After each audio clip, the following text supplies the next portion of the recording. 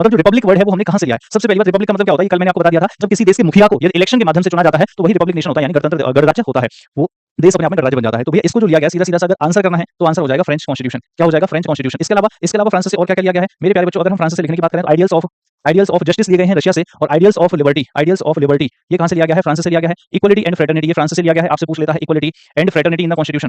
Fraternity in the constitution, और constitution में भी कहां पर है? In preamble. Equality and fraternity in preamble ये भी भैया फ्रांस से लिया गया है। इसके अलावा अगर हम बात करें जैसे यूके है, एक बड़ा ही यूके से बहुत सारी चीजें ली गई हैं। यूके की बात कर लेते हैं, एक बड़ा पोर्शन संविधान का यूके से भी लिया गया है। जैसे आपको क्या-क्या पता है? एक तो विधि का शासन यानी कि कानून का शासन, ये कहां से लिया गया है? यूके से। रूल ऑफ लॉ यानी विधि का शासन, कानून का शासन, रूल ऑफ लॉ आपका ब्रिटेन से लिया गया है। दूसरी चीज क्या है? पार्लियामेंट्री गवर्नमेंट इस चीज को भी कहां से लिया गया है? पार्लियामेंट्री गवर्नमेंट इसको भी भैया यूके से ही लिया गया है। कल हमने बात करी थी इसके अलावा लेजिस्लेटिव प्रोसीजर की, कानून बनाने की जो प्रक्रिया है या लेजिस्लेटिव प्रोसीजर जो है इसको भी यूके से लिया गया है। भैया अगर सिंगल सिटीजनशिप की बात की जाए वो भी यूके से ही ली गई है। सिंगल सिटीजनशिप मैंने कहा था ना, एक-एक करके सब कुछ करवाऊंगा। सिंगल सिटीजनशिप यूके से ली गई है। इसके अलावा कैबिनेट सिस्टम ये भी यूके से लिया गया है। कैबिनेट सिस्टम प्रणाली ये भी यूके से ली गई है। बाइकैमरलिज्म कह लीजिए भैया, ये भी यूके से लिया गया है। जो हमारा बाइकैमरलिज्म है, द्विसदनीय सरकार प्रणाली है, इसको भी यूके से लिया गया है। इसके अलावा मेरे प्यारे बच्चों रिट्स, आपको पता है ना फंडामेंटल राइट्स में भी हम पढ़ने वाले हैं। फंडामेंटल राइट्स में सबसे इंपोर्टेंट आर्टिकल 32 जिसमें रिट्स दी गई हैं। देखिए हमारे पास सिर्फ फंडामेंटल राइट्स हैं, इस चीज से फर्क नहीं पड़ता।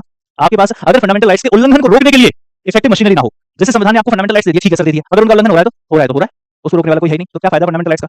लेकिन दूसरी तरफ आपके पास फंडामेंटल राइट्स नहीं है और अगर उसका उल्लंघन हो रहा है तो उसको रोकने के लिए इफेक्टिव मशीनरी भी है। जो उसको रोकने के लिए इफेक्टिव मशीनरी है उसी को भैया रिट्स कहा जाता है। क्या कहा जाता है उसके लिए? जो इफेक्टिव मशीनरी है इसी को रिट्स कहा जाता है मेरे प्यारे बच्चों। क्या कहा जाता है? इसको रिट्स कहते हैं। और ये जो रिट्स हैं ये कहां पर देखने को मिलते हैं? आर्टिकल 32 में। इनको भी ब्रिटेन से लिया गया, वहां पर इनको प्रेरोगेटिव रिट्स कहा जाता है। क्या